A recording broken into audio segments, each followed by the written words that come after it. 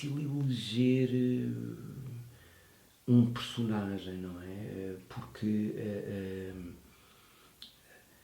eu sei que sou muito condicionado por algumas coisas de alguns arquitetos que estudei mais, não é? Eu tenho alguns aspectos que admiro muito no Corbusier, portanto, aquela relação quase bruta com a matéria, o gosto quase displicente às vezes não era desprezo ao pormenor, mas eu recordo-me sempre, há uma janela que eu adoro no convento lá de Tourette, que parece que foi aberta à dentada quase, é assim, aquilo parece que chegou ali e andou às marteladas, aquilo está todo escaqueirado, não é? Depois ele muito sabiamente mete uns elementos de apoio que projeta e tal, para aguentar o vão, e portanto gosto desse sentido onde se sabe que aquilo só é possível ser feito sendo muito erudito, mas que ao primeiro olhar parece que foi feito pelo saber popular, por essa, portanto, posso referir que depois, por outro lado, acabo a ser muito influenciado pelo rigor do MIS, que nunca uso do modo, eu diria, claro que ele propõe, mas de algum modo a minha obsessão pelas concordâncias, pela justa medida das coisas quando se inserem no conjunto com as outras, etc., vem daquela obsessão que eu tanto gosto no Mies van der Rohe, que não exerço, mas que compro, não é?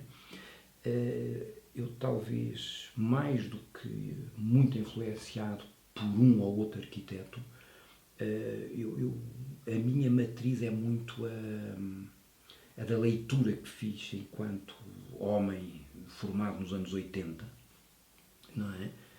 Portanto, com algum peso da história, curiosamente um bocado imune à iconografia do pós-modernismo, não é? Portanto, ou seja, mas contaminado pelo fim da história, pela dimensão da memória, etc. Isso claramente marcou-me. Ou seja, não comprei a linguagem iconográfica, mas eu sou um homem dos anos 80 e portanto, eu costumo dizer que eu sou um modernista tardio, não é? Um revisionista nesse aspecto. Mas é a minha matriz, portanto, é essa das vanguardas do início do século e é essa perspectiva que eu tenho, isso sim, sobre um livro que me influenciou, que não sei se está aqui, que ele anda sempre ao pé de mim, que é o Inquérito à Arquitetura Popular. E pelas razões todas que temos estado a falar, pela capacidade que aquela gente, com tão poucos meios e mediante tão poucos elementos, produziu, digamos, um património arquitetónico de uma riqueza e complexidade brutal. E essa é talvez a minha maior contaminação. Isto não faz de mim um regionalista crítico, não é? Porque não uso nem beirados, nem telhados, nem a cor muitas vezes, não é? Mas à maneira dessa gente tem tendência, na maior parte dos casos, não é? A utilizar os materiais na sua expressão, não é? Noutros casos, porque me interessa que o desenho apareça, tenho tendência a torná-los mais neutros. Da utilização eu diria da utilização complexa de um cardápio relativamente escasso de elementos, que depois são usados ora na sua expressão matérica mais bruta, ora numa expressão algo monocromática. Eu penso que isso talvez explique um bocadinho aquilo que eu faço, mas é mais fácil ver, acho que é mais fácil ver de fora do que eu tentar explicar.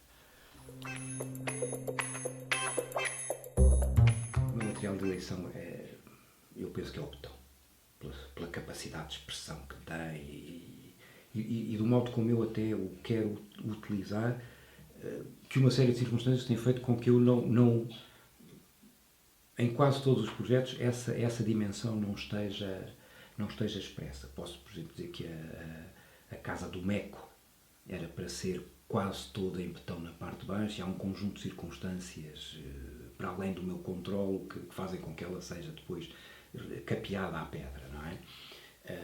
E portanto, basicamente só no projeto de Óbidos é que eu pude usar o betão e testar pela primeira vez uma série de ensaios que tínhamos feito aqui e que estão em projeto, não foram construídos. Mas, portanto, eu diria que é o meu material de eleição. E depois tenho um particular apego à ligeireza do ferro e, portanto, isso permitiu-me, em alguns casos, gerir elementos que simultaneamente me resolvem questões de densidade espacial e de construir objetos muito, muito etéreos, quase desmaterializados, que tem sido um exercício que eu tenho feito em alguns projetos e que penso que é contaminado pela ingenuidade da escola, não é? Portanto, muitas vezes transporto e tento desenvolver discursos que tornam consequente por vezes a dificuldade de gestão que quem está a aprender tem quanto à gravidade, não é? E ao peso dos elementos. E portanto, vem daí, ou seja, muitas vezes vem da possibilidade de testar se aquela pureza que depois, por vezes, a tecnologia e o bom senso e uma série de coisas acaba a tornar mais espessa, não é? E, portanto, isso por vezes, e o ferro permite-me, às vezes, ensaiar isso, não é? E depois, obviamente, normalmente conjugo estes dois materiais ou com apontamentos de madeira ou com apontamentos de vidro, consoante as circunstâncias me pedem, não é? Mas eu diria que o betão é o material que eu tenho procurado mais